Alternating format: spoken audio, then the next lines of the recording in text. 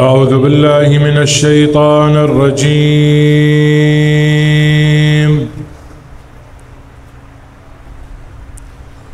بسم الله الرحمن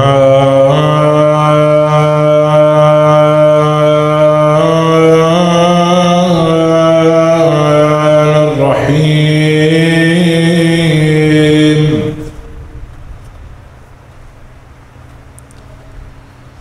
صلى الله عليك يا سيدي ويا مولاي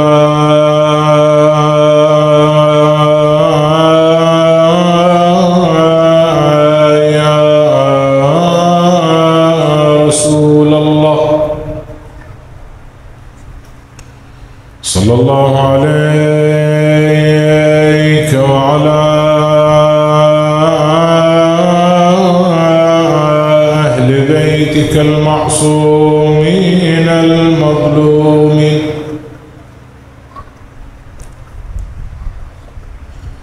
صلى الله عليك يا مولاي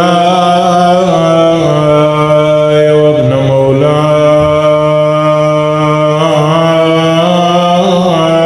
يا أبا عبد الله، وعلى الأرواح التي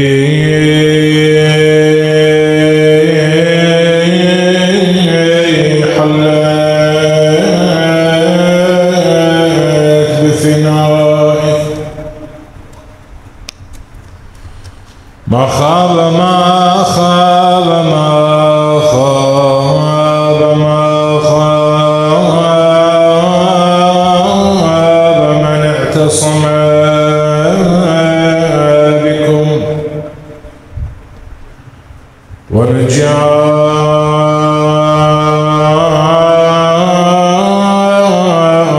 وأمن من لجأ إليكم. طبتم وطابت الأرض التي فيها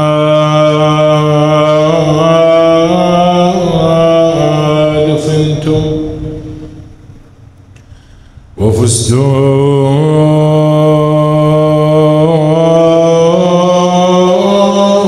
والله فوزا عظيما.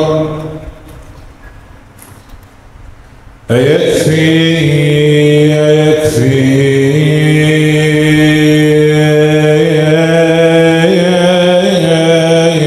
دمع عيني والنحيب، أيكفي دمع عيني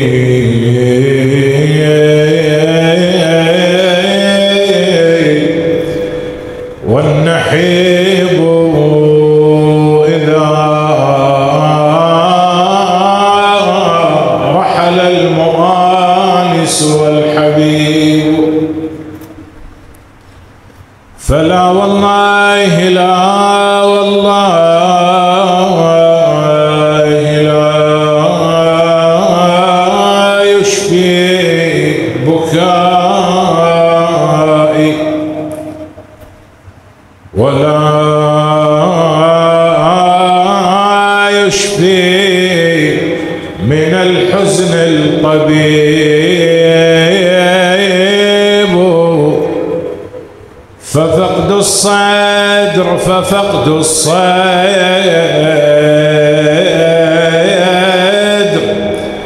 أحرق لي فؤادي، وشيب بالدم القاني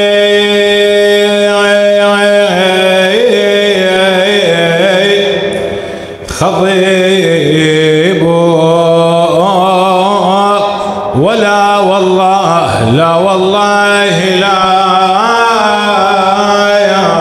أنساك يوما، ولا والله لا والله لا والله لا أنساك يومين وإن حان الممات مشيب فكيف يغيب ذكرك عن لساني وطيفك عن منامي لا يغيب ولا غاب المؤمل عن ضميري وذكر المصطفى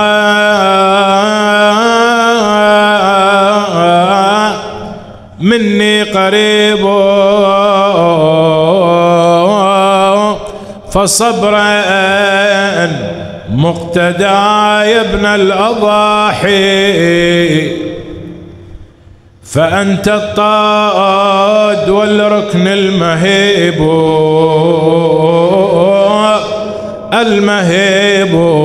وأنت لنا في كل خطب إذا أزرى بنا الأمر المريب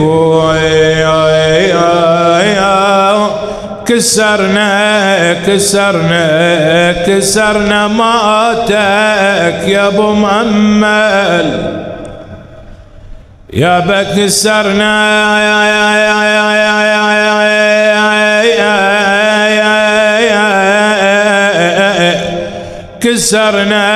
يا الجنيت كل جمعة تلمنا بويا بجفاك ما ينفع صبرنا يا بلياك شنسوي بعمرنا يا بلياك شنسوي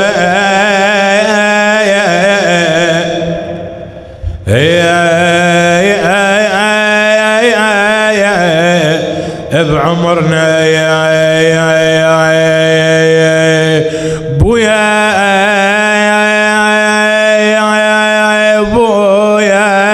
بويا يا سيد الكوفة وسدها ترى وحشة فراقك من يسدها يا الكوفة وين ترى لسه بعدها يا ضحكتنا ماتت من يردها يا ابويا يا ضحكتنا ماتت ما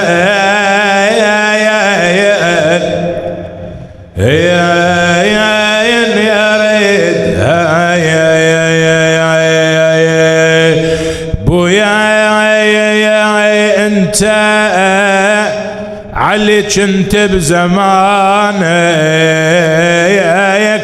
بزمانك والدنيا مليانة بحنانك بويا بحنانك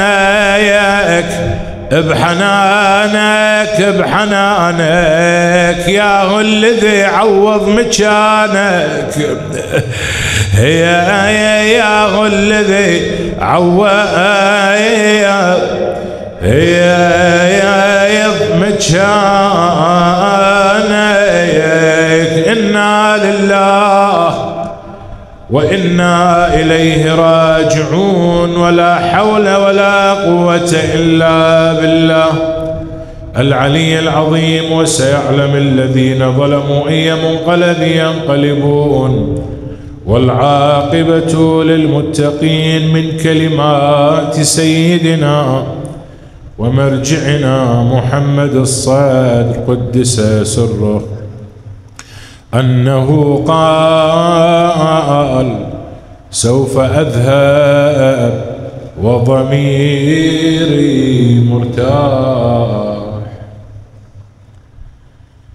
أسأل الله تبارك وتعالى أن يوفقنا وإياكم لخدمة محمد وآل محمد والثبات على نهجهم والثبات على نهج شهيدنا الصدق بحق محمد وآل محمد.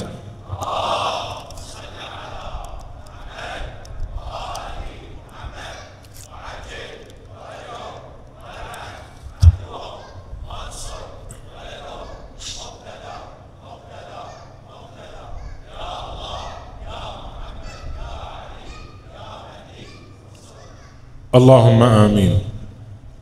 هذه الكلمة التي اخترتها لهذه الليلة ختام مجلسنا إن شاء الله هي مقطع من كلمة ذكرها قدس سره: سوف أذهب وضميري مرتاح، يكفي أن في موتي شفوة وفرحا بإسرائيل وأمريكا، وهذا غاية الفخر في الدنيا والآخرة. زين، وهذا المقطع اللي أخذنا في كلمة سوف أذهب يعني أموت، قصده أنه يعني أذهب إلى ربي، أستشهد أو أذهب إلى ربي وضميري مرتاح. هاي العبارتين الضمير والراحة.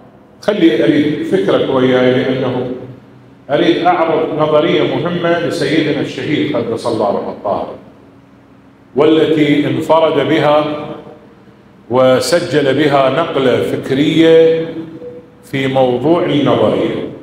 زين، أولا المقطع الأول الضمير.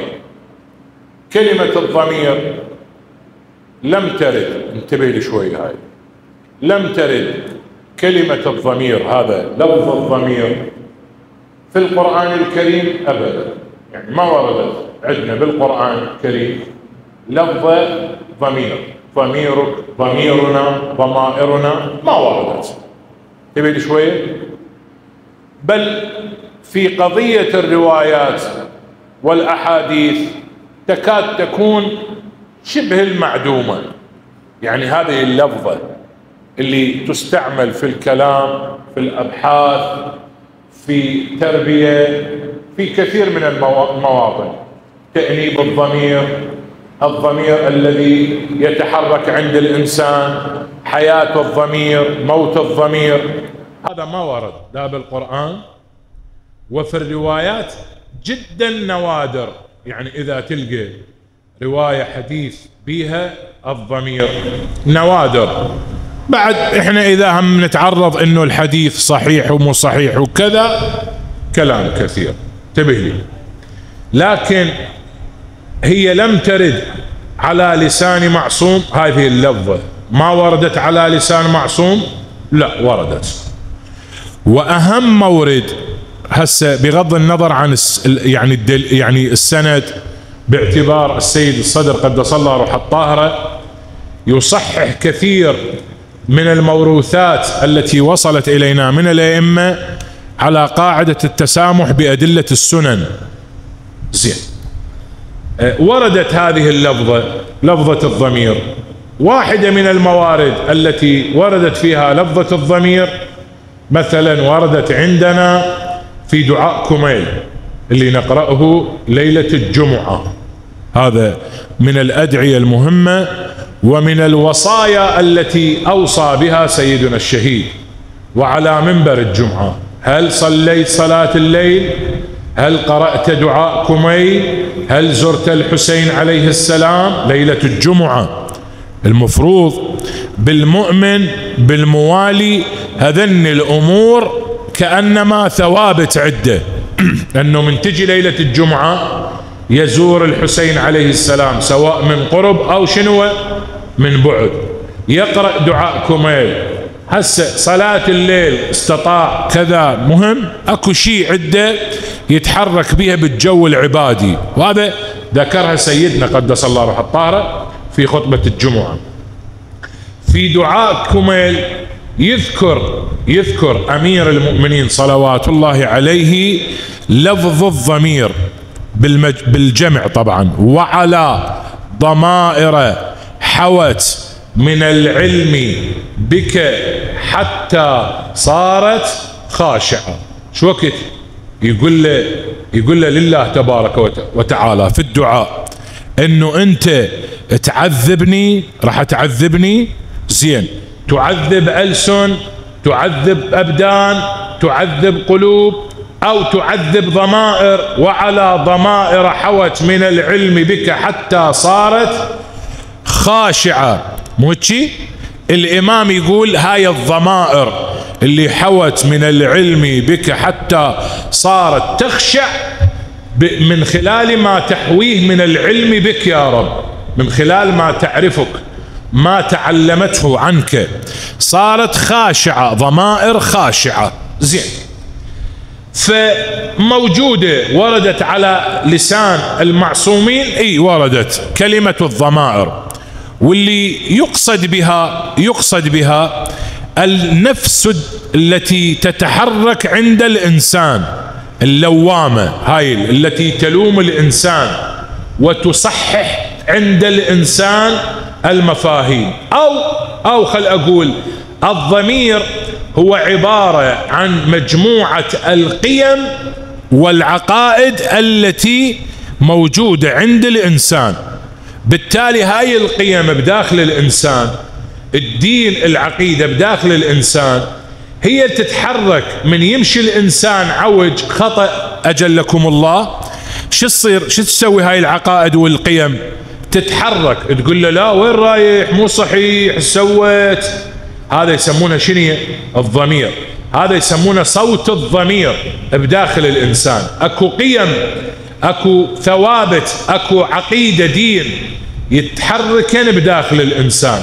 هذني القيم هن يشكلن شيء في داخل الإنسان اسمه ضمير. فإذا ماتت القيم، ماتت العقيدة، ماتت شنو الثوابت، مات منو ومولانا؟ مات الضمير. واضح مولاي؟ مات الضمير. وإذا لا هذه القيم، هذه العقائد، هذه الثوابت تعمل حية، فضمير الإنسان شبيه؟ حي. بعده يأنبه ويلومه وكذا، وليش سويت، وليش ما سويت، وليش كذا عملت، أو يثني عليه. اي زين سويت، تقول اليوم أنا مرتاح لأن سويت لي فد عمل وأشعر بنفسية شبيهة، أنا مرتاحة مولانا، أحس بعد بالارتياح.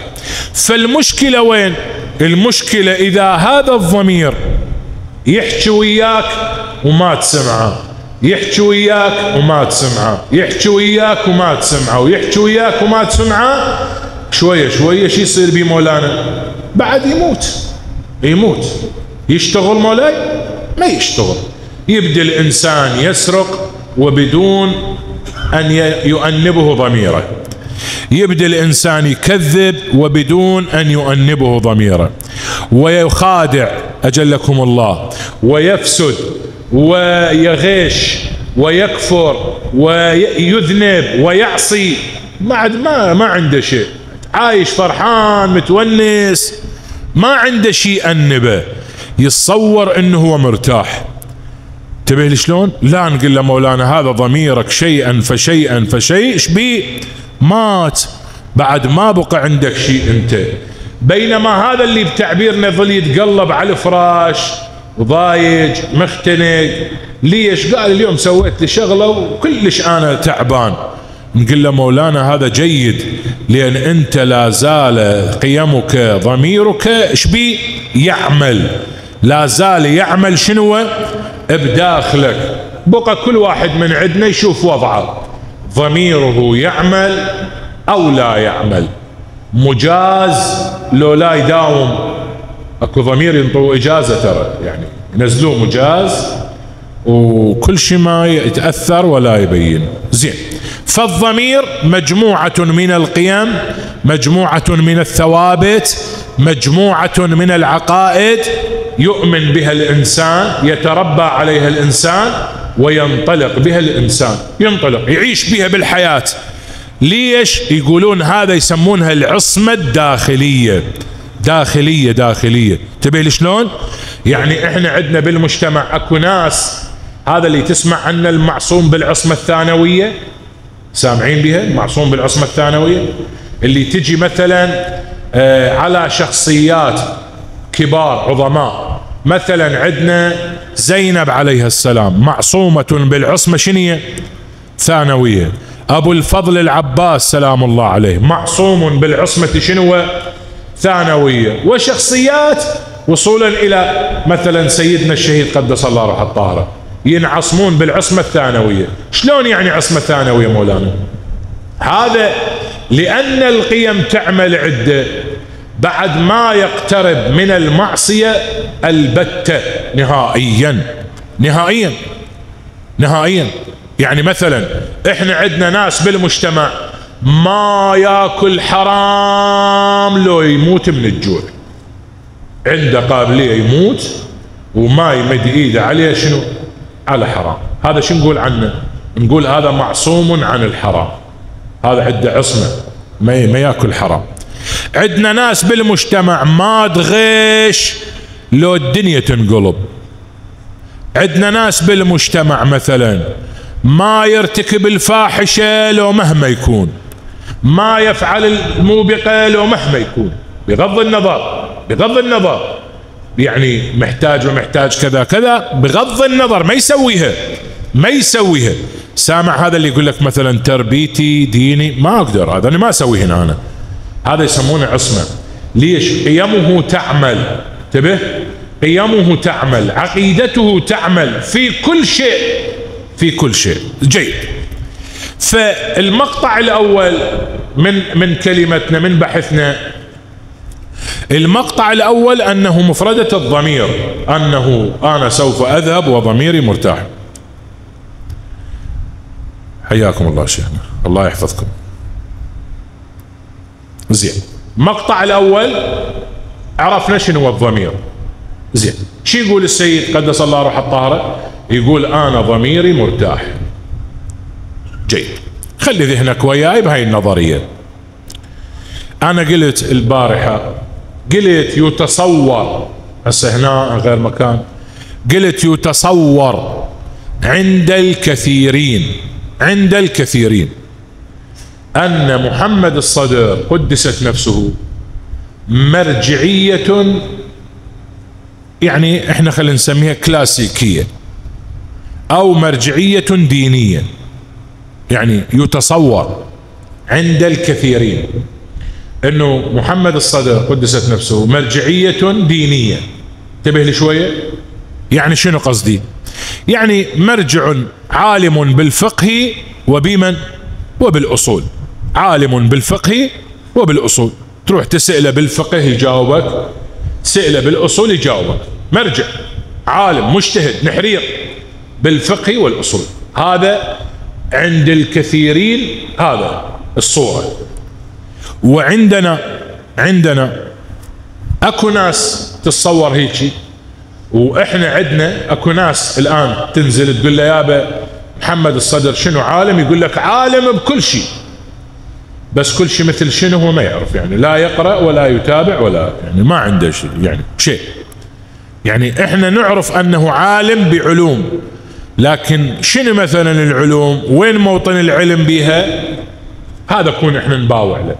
زين، من جملة الموارد التي برع بها سيدنا الشهيد قدست نفسه الطاهرة في العلوم الإنسانية، اكو انتو سامعين قارين دارسين شيء اسمه علم النفس.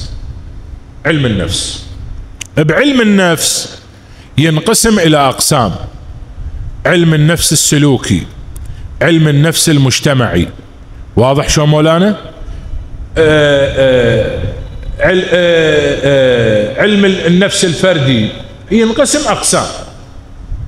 وهذا كل علم بنظريات كتبوا به العلماء، نظريات يحكون عن علوم النفس. شنو اللي يأثر بالنفس الإنسانية، وشنو اللي يحرك النفس، شنو اللي يحرفها، شنو اللي يجيبها للطريق الصحيح. نظريات كتبها علماء الغرب كثيرة، ولليوم يدرس في اكو اختصاص بالكليات مالتنا يسمونه علم النفس. زين، بعلم النفس مولانا، هذا فد قضية جدا مهمة لليوم، تكتب ودراسات وأبحاث في علم النفس. واحدة من فروع علم النفس يسمونه علم النفس السلوكي. شنو السلوكي؟ يعني كل حركة عند الإنسان، كل نشاط عند الإنسان يسموه سلوك، سواء كان نشاط حركي أو نشاط شنو ذهني. فكرك يمي لو لا؟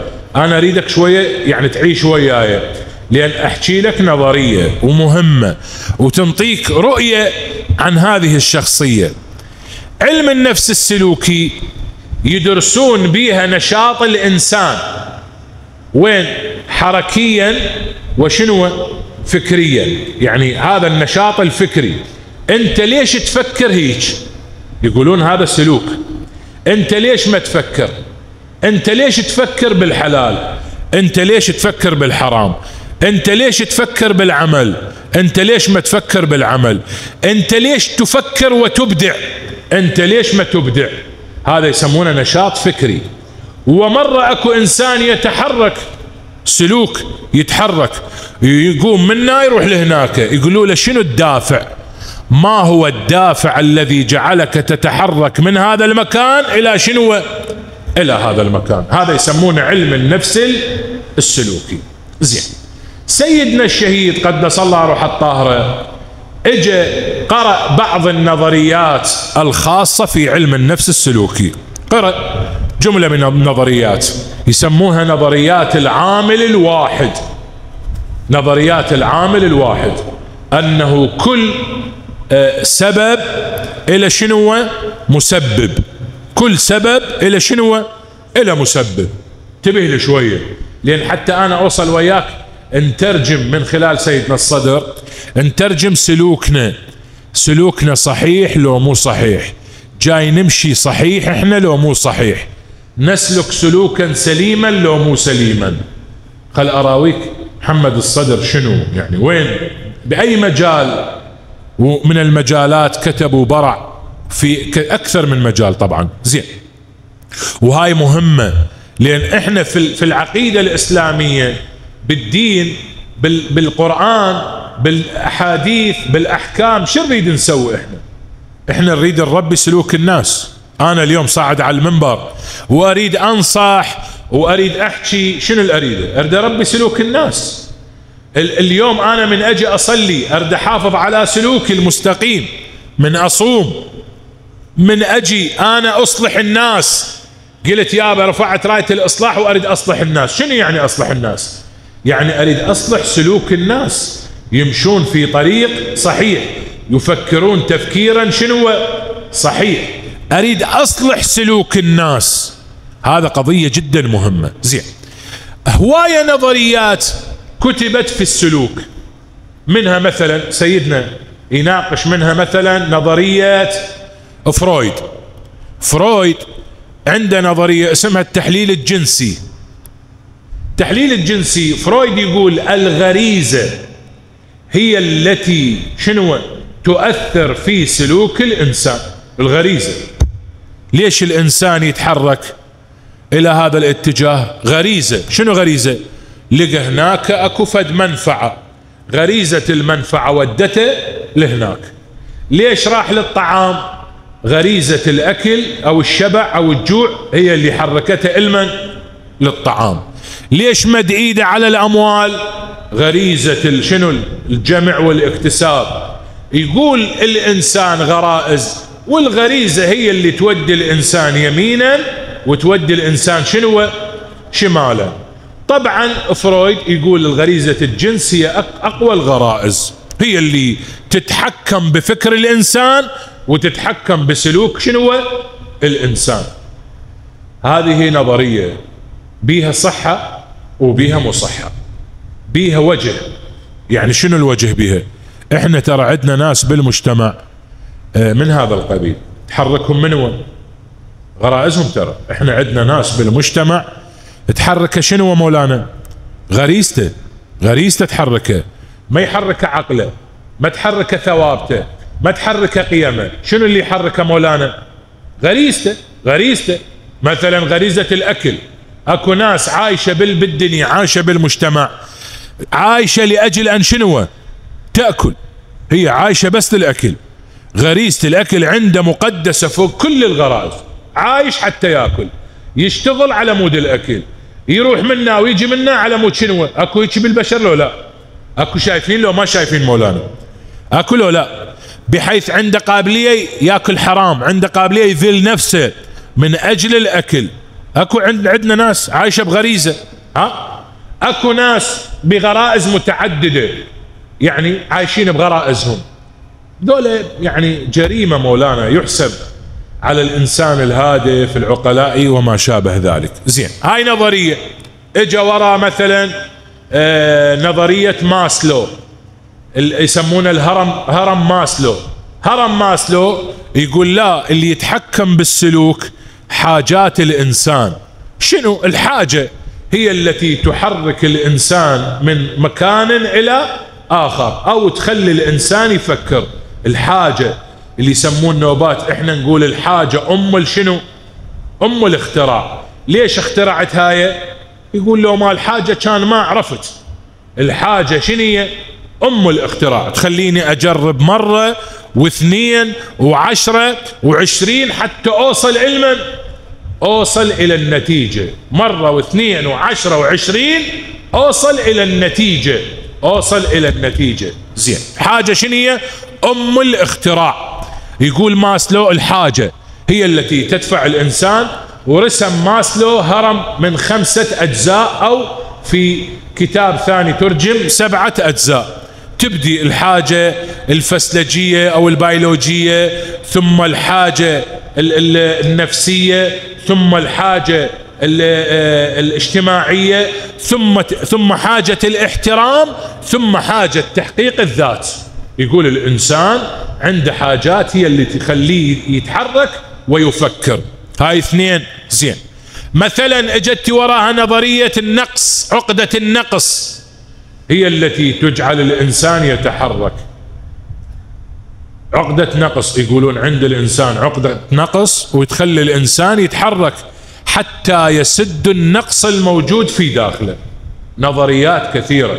اجت نظرية التحليل النفسي، اجت نظرية العجز، اجت نظرية التكامل، اجت نظرية الغاية تبرر الوسيلة لميكافيلي. ميكافيلي اجا قال عمي الغاية تبرر الوسيلة. هاي نظرية بالسلوك، انت استخدم اي وسيلة لان تصل علما الى غايتك. شنو غايتك؟ المهم استخدم، شو تريد تستخدم استخدم. الناس تموت من الجوع، الناس تتأذى، المهم انت توصل لغايتك، انت تبقى بمكانك، بمنصبك، بتوجهك، خلي شي يصير خلي يصير. الغاية شبيها؟ تبرر الوسيلة. مثل اليوم عندنا احنا الغاية تبرر الوسيلة. الغاية تبرر الوسيلة. شنو الغاية مولانا؟ شنو الغاية؟ يقولون الغاية مثلا، يعني تدري احنا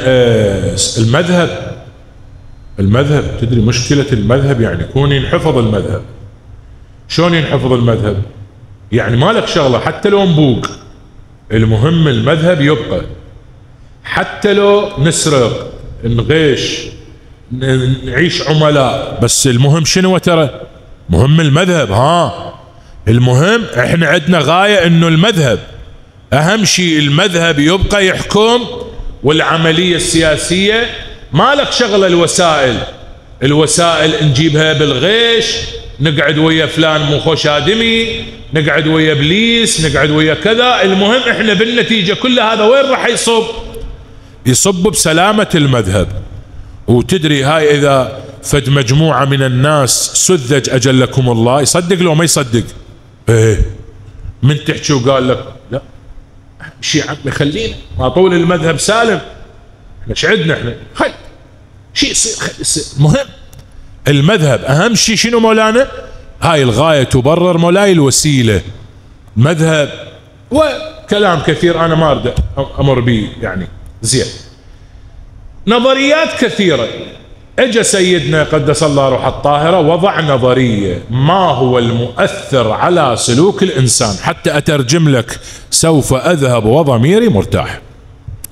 شنو اللي يأثر بسلوك الإنسان؟ شنو الدافع لسلوك الإنسان؟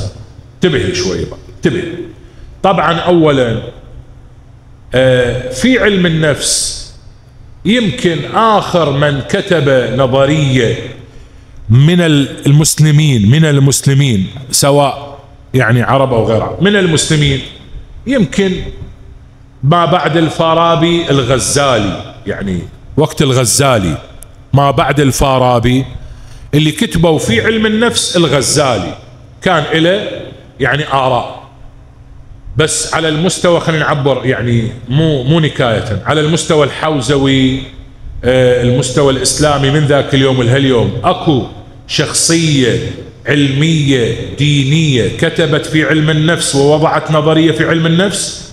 ما عندنا لا عندنا واحد من يعني علماء الإسلام كتب، ولم تظهر لنا نظرية إسلامية في علم النفس يعني بالعصر الحديث خلينا نعبر عنه. زين، سيدنا اجى كتب نظرية في السلوك الإنساني. شو وقت هنا تعال السالفة وين؟ شو وقت كتبها؟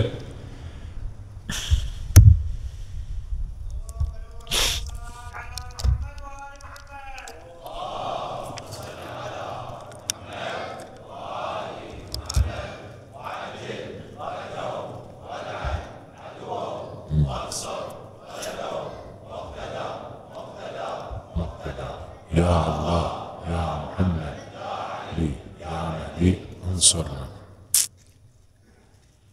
أعيدها ثانية. اللهم صل على محمد وآل محمد وعجل فرجهم والعن عدوهم وانصر يدهم مقتدى يا الله. حب الزهراء بأعلى أصواتكم. اللهم صل على محمد وآل محمد وعجل فرجهم والعن عدوهم وانصر يدهم مقتدى يا الله يا محمد يا حبيب يا مهدي انصرنا. آمين يا الله.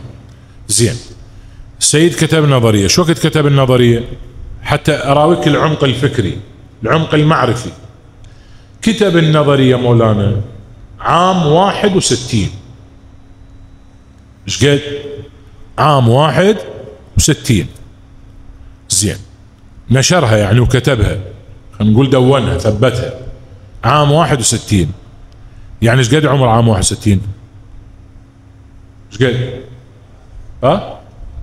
لا 17، هو 43 يعني 17 18 قريب، هو 43 كتبها عام 61 17 18 سنة عمره. سنة 61 كان سيد محمد باقر الصدر قدس الله روحه الطاهرة صدر له كتاب اسمه طيبوا أفواهكم بذكر الصلاة على محمد وآل محمد. صل على محمد وآل محمد عجل فرجهم والعن عدوهم وانصر مقتدى يا الله يا محمد انصرنا يا الله. قتلة السيد الشهيد والنجلين الطاهرين بالصلاة على محمد وآل محمد. نصلي على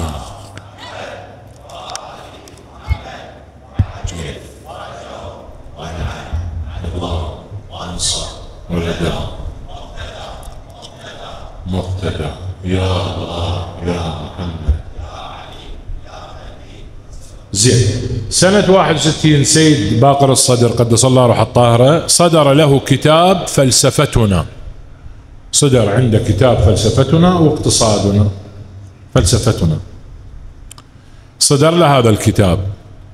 في الكتاب ناقش سيد باقر الصدر، سيد محمد باقر الصدر، ناقش نظرية العامل الواحد. هذا اللي قلت لك عليه بالبداية، العامل الواحد. شنو عامل واحد؟ أن كل شيء سببه شنو؟ شيء. احنا نسميه العلة والمعلول، السبب والمسبب. لكل معلول اكو شنو؟ اكو علة. هذا اللي احنا نختلف به عن الغرب، عن الماديين. نقول يابا هذا الكون جاء من علة. علة منه؟ الخالقية. واضح؟ هم يقولون لا، الكون هيك وحده. يعني شنو العلة مالته؟ مو انتم نظرياتكم تقول اكو عامل واحد. شنو علة خلق الكون؟ ما يعرفون. هاي المعاجز اللي خلفها محمد الصدر، يعني الاعجازيات اللي تركها. هاي انا ذكرتها قبل ايام بالمجلس في احدى خطب الجمعة، كان يناقش الماديين، فطرح مسألة للأطباء للمختصين للفكر المادي. طرح مسألة، قال لهم منو اللي يحرك الثاني؟ القلب يحرك الدم لو الدم يحرك القلب؟ لليوم اكو جواب؟ ماكو جواب، ما حد يعرف. هو من يحرك منو؟ الدم يحرك القلب لو القلب يحرك الدم؟ واحد يقول لا، القلب يتحرك ويسوي عملية شنو؟ دوران دورة دموية. ثاني يقول لا لا لا، الدم بدورانه يحرك شنو؟ القلب. ولليوم ما حل لي هاي القضية.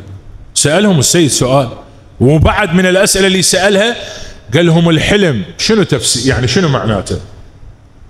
انتو شنو العلم وين وصل اليوم؟ اليوم بالموبايل العالم قرية صغيرة. شنو معنات حلم؟ انا نايم واشوف ريليز كامل، مقطع فيديو كامل. ها شنو معنات حلم؟ مين جاي؟ العلم وصل هاي القضية؟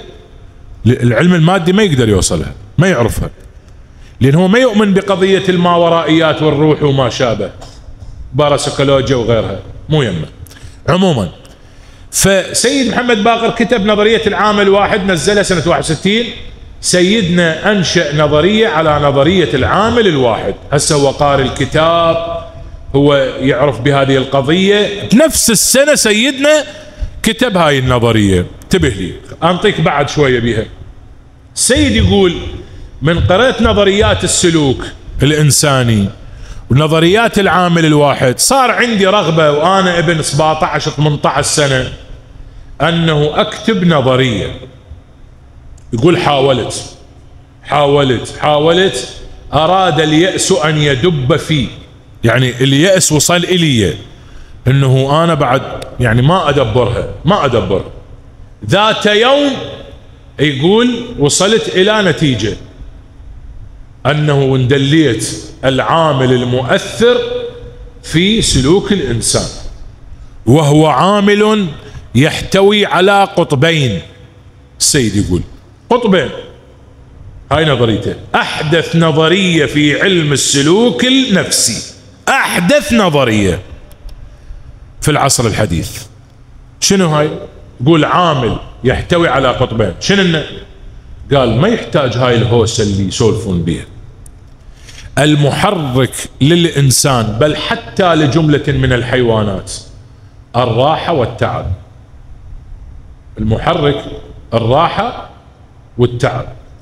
الإنسان يتحرك يطلب راحة بالفلوس. يقول يابا أنا ليش جاي تشتغل؟ يقول حتى حصل الراحة. يعني شنو؟ مو يعني أنت قاعد بالبيت. الراحة تشمل الراحة النفسية، الراحة العقلية، الراحة البدنية، كلهم ذني. ها أنت ليش تشتغل؟ يقول حتى يصير عندي فلوس ارتاح، أشعر بالراحة، أصرف كذا. زين ليش ما تروح لذاك المكان؟ يقول لا بتعب. اللي يحرك الإنسان ويؤثر في حركته قطبي الراحة والتعب. زين، 1 2. السيد يقول ماكو بالحياة راحة 100% ولا اكو تعب شنو 100%. اكو كل شيء راحة واكو شنو تعب. حتى ترتاح لازم تتعب، هاي قضية طبيعية. هاي 2 3. ثلاثة، انتبه لي، ثلاثة. يقول لابد للإنسان أن يعرف حقيقة ما هي الراحة الحقيقية وما هو التعب شنو الحقيقي. وين الراحة الحقيقية؟ وين التعب الحقيقي؟ اكو انسان يتصور القعدة بالبيت هي الراحة الحقيقية، اكو انسان يتصور انه لا، العمل هو الراحة مالته، راحته وين؟ بالعمل. اكو انسان يتصور اذا تصير عنده فلوس يرتاح. تجي تروح للابو الفلوس تقول له عمي انت مرتاح؟ يقول لك لا والله ما مرتاح. ليش؟ يقول عمي هو سايل فلوس وضيم وحرامية وناس وما اعرف. اكو ناس يقولون انه اذا واحد يصير عنده منصب يرتاح. روح لابو المنصب تقول له انت مرتاح؟ يقول لك لا ما مرتاح. اكو واحد يقول اذا يصير عندي جاه مرتاح. اكو واحد يقول اذا البي شهواتي مرتاح. كل واحد تسأله يقول لك انا ما مرتاح، ما مرتاح. يعني مرتاح ما مرتاح، بالتالي هم تعبان. وين الراحة؟ كون يعرف الانسان راحته الحقيقية وتعبه الحقيقي. هاي ثلاثة. أربعة. السيد قدس الله روح الطاهرة يقول ليس كل راحة تنتهي براحة. يعني مو كل راحة انت تشتغل لين مرتاح وراح تنتهي الى راحة. احيانا التعب هو الذي يوصلك علما الى الراحة، وكو راحة توصلك علما للتعب. التعب يوصلك للراحة. ما تقدر تجيب معدل تفرح به بالدراسة الا شو تسوي؟ تتعب. ما تقدر تعيش يعني ما محتاج واحد الا بحياتك شنو؟ تتعب. ما تقدر تحفظ مي وجهك الا تتعب وتصون مي وجهك. ما تقدر مولانا، ما تقدر الا كون تتعب، وهذا التعب بالنتيجة يوصلك علما مولاي الى الراحة. الخاتمة السيد بالخاتمة شو يقول؟ يقول فكم من تعب كثير، تعب لكنه يوصل الى راحة الضمير. وين يودينا؟ راحة الضمير. هاي الراحة الحقيقية. اتعب بس بالنتيجة كون انت اخير شي منو اللي يرتاح؟ ضميرك. انت ضميرك يكون شنو؟ مرتاح. توصل الى راحة الضمير. تدري السيد ورا هاي الكلمة ايش كتب بالبحث مالته؟ ايش قد عمره قلنا؟ ايش قد عمره؟ 17 18 مو؟ هسه راح ادليك وين تقرا هذا البحث. ايش كتب بالاخير؟ كتب والان، هو يقول والان استطيع ان اقول انني اصبحت من العلماء الابذاذ الذين يشار اليهم بالبنان. هو ب 18 سنة يقول هسه اوقف كل قوتي واقول اني عالم يشار الي بالبنان. عمره 18 يقول هسه انا عالم لانه وضعت نظرية اسلامية في السلوك. 18 انت وين درست النفس والسلوك؟ وين طبيت لنا؟ وين رحت انت مولانا؟ هسه لو دارس بالكلية الفقه علم النفس وجاي كاتب لنا اياها بها مجال، وين درستهن انت؟ شلون قدرت توصل هاي القضية؟ هذا علم من علوم. هذا البحث موجود في كتاب او مجموعة اشراقات فكرية الجزء الثاني، اسمه نظرية في السلوك الانساني لسيدنا الشهيد. تقدر ترجع وتقراها وتشوف هاي النظرية. افتهمت مولانا ان التعب هو الذي يوصلك علما مولاي الى راحة. بس يا راحة مولاي، يا راحة البدن، راحة الجيب، راحة العقل، لو يا راحة سوف اذهب وضميري شنو؟ مرتاح. انا ضميري مرتاح. من يقدر يقول هاي الحكاية مولانا؟ هاي الحكاية ما قالها بس علي بن ابي طالب صلوات الله عليه بصيغة ثانية، فزت ورب الكعبة. هاي من يقدر يسولف هاي الحكاية؟ سوف اذهب وضميري مرتاح. زين، مثلا ليش مرتاح؟ انت ليش مرتاح؟ قال يكفي أن في موتي شفوة وفرح. المن؟ لإسرائيل وأمريكا. لإسرائيل وأمريكا أكو شفوة وفرح. زين أنت مرتاح لأنه عدوانك فرحانين؟ قال شلون لعد اتصور إذا عدواني من أموت فرحانين لعد أنا ايش قد واقف لهم هنا. تصور إسرائيل من تفرح بموتي بمقتلي، إذا أنا ايش قد كنت حجر عثرة قدامها، ايش قد أنا حجر عثرة، ايش قد واقف لهم هنا بحيث يفرحون بموتي. هذا لذلك يقول وهذا غاية الفخر في الدنيا والآخرة، أنه عدوانك فرحان مولانا وأنت ضميرك شنو مولاي؟ أنت ضميرك مرتاح، وتروح لربك تبارك وتعالى بهذا الضمير المرتاح. أنت مرتاح سيدنا، لكن إحنا ما مرتاحين. فراقك يتعبنا، تقصيرنا يتعبنا، نفوسنا متعبتنا، واقعنا متعبنا، أمور كثيرة إحنا عايشين بها بتعب. أنت ارتاحت إلى أعلى عليين، إلى المقام السامي، إلى الله تبارك وتعالى. أنت وصلت إلى هذا المقام العالي الكبير، أن تموت تذهب وضميرك مرتاح. بس احكي أنت خلفت في قلوبنا ألم كبير. تدري أنت مولاي هسه إحنا فهمنا هاي الرواية عن الإمام الصادق عليه السلام. إذا مات العالم ثلم في الإسلام ثلمة لا يسدها شيء إلى يوم القيامة. هاي الحكاية هسه افتهمناها. الثلمة اللي انثلمها الدين وانثلمتها قلوبنا ونفوسنا ما تنسد بعد. يجي يقدر واحد يسدها مولانا؟ جيب اللي يقنعنا ويقول أنا مثل محمد الصدر. وين نلقى هذا؟ وين؟ مو قضية ألوان وأشكال، هذا منهج عظيم خرج به محمد الصدر. لذلك منا أنا مولانا يقولون إذا ظهر صاحب الأمر والزمان عجل الله فرجه الشريف وأقبل إلى الكوفة يخطب في الناس خطبة لا يسمع لا يعرف كلامه. ليش؟ لشدة البكاء والنحيب، الناس تبكي. السيد يقول لأنه يذكر فوات حقوقه وحقوق آبائه. مو بس هاي، الناس تبكي مولانا لأن بعدين راح تتذكر. هنالك يقولون لهم أرسلت إليكم محمد الصادق ليقرع أسماعكم. أمس جامع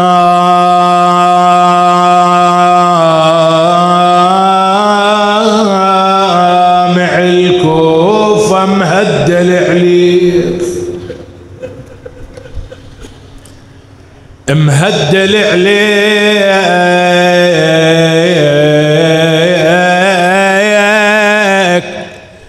أو شفت بعيون دمعات اليتامى وفقدك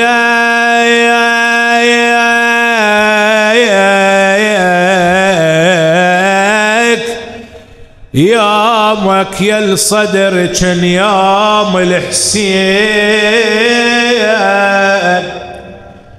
وعلينا تقول كان يوم القيامة. سيدي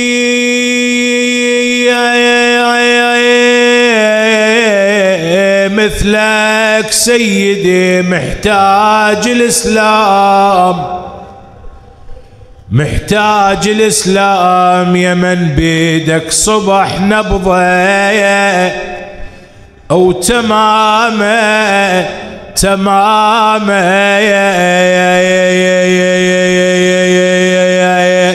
أروح أنفد وبس لتراب رجليك. سيدي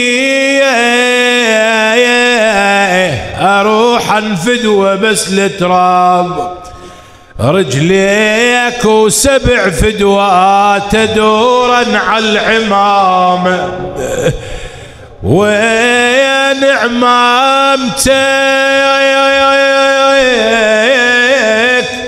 ما هي عالقاع، ما هي عالقاع، وين بياك تير دمك مقامه، أشك عمامتك شالاها جبريل، لو من طاحت انقلبت حمامه، سيدي وخصمك ما غفى، ما غفى، ما غفى وقالق منام، سيدي يا محمد الصدر يا المغسل، لا تغسل الصدر خلى ترى طاخر وبد ما بي، خلى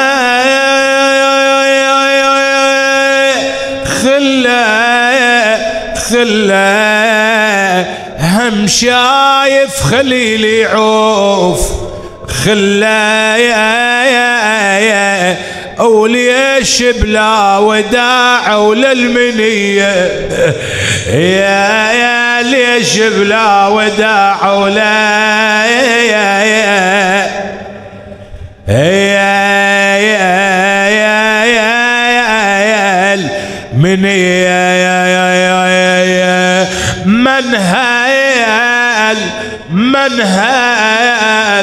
من هال تراب اللحد يا مولاي، من هايل اعلب مؤمل ودمع العين، من هايل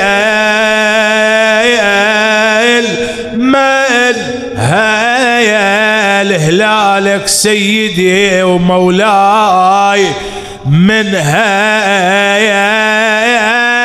هل وغاب بجفان المنية، يا هل وغاب بجفان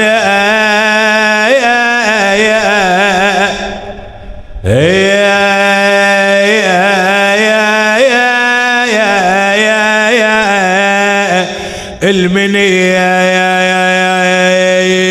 بويا بويا تشبه حسين بصفاتك، بصفاتك والزهرة عاشت وسط ذاتك، مولاي عند الله مولاي اشغلاتك، اشغلاتك القمر اسود يا محلاتك، يا القمر اسود يا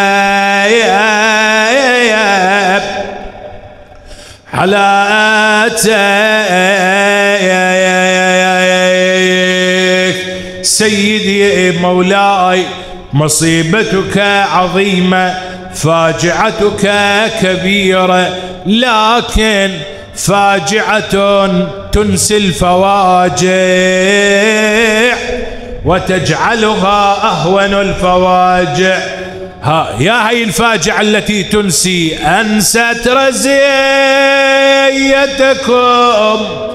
رزايانا التي سلفت وهونت الرزايا الآتية، وفجائع الأيام تبقى مدة وتزول، وهي إلى القيامة باقية. تعرف يا غيور يا هي هاي الرزية ماتم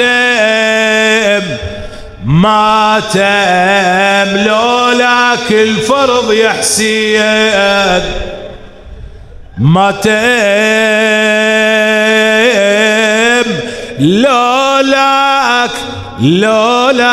لولاك الفرض يا حسين، مات واريد انصب على اهل المجد.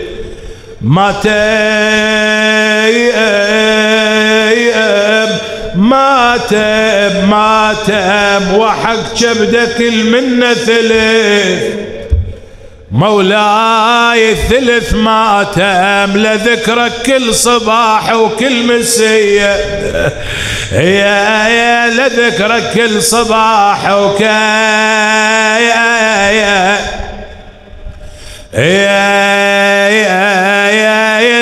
مسية. بيت الدعاء يا تنصاب، يحق لأهل السما يا حسين تنصاب. ماتم والدموع عليك تنصاب، بمصابك ما مثل الناس تنصاب. يبكي الصخر واعظم كل رزية، يا يبكي الصخر واعظم يا الرزية. ماذا يهجك إن صبرت لوقعة القف الفظيعة؟ أترى تجيء فجيعة بأمض من تلك الفجيعة؟ يا الله، يلا أصحاب الحوائج المرضى، يا حسين بن علي أيها الشهيد المظلوم، يا ابن رسول الله، يا حجة الله على خلقه، يا سيدنا ومولانا، إنا توجهنا واستشفعنا وتوسلنا بك إلى الله وقدمناك بين يدي حاجاتنا يا وجيها.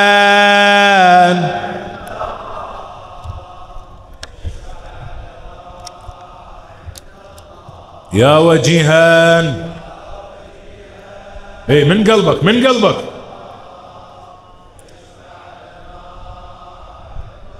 يا وجيها يا وجيها،